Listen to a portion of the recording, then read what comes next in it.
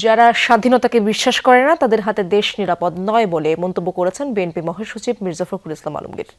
সন্ধ্যায় ঠাকুরগাঁও ১ আসনের বালিয়া ইউনিয়নের বাঁধপাড়া এলাকায় নির্বাচনী পথসভায় অংশ নিয়ে এই মন্তব্য করেন তিনি। বলেন, জামায়াতে ইসলামী ৭১-এ এই দেশের মানুষের সাথে বিশ্বাসঘাতকতা করেছে, তারা এজন্য অনুতপ্ত নয়, জাতির কাছে এখনো ক্ষমাও চায়নি। মির্জা ফখরুল আরও বলেন, দাঁড়িপাল্লায় ভোট দিলে বেহেশতে যাওয়া যাবে বলে দেশের মানুষকে বিভ্রান্ত করছে জামায়াত ইসলামী। মহাসচিব মহোদয়কে পেয়েছি।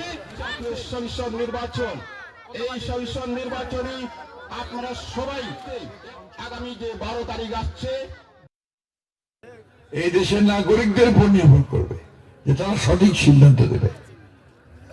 আমাদের উপর অনেক সময় চাপিয়ে দেওয়ার চেষ্টা করা হয় যে এটা শুনতেই হবে, এটা মানতেই হবে। এই দেশের মালিক তো আপনারা। আপনারা যাকে চাইবেন সে সরকারে থাকবে, যাকে চাইবেন না সে সরকারে থাকবে না।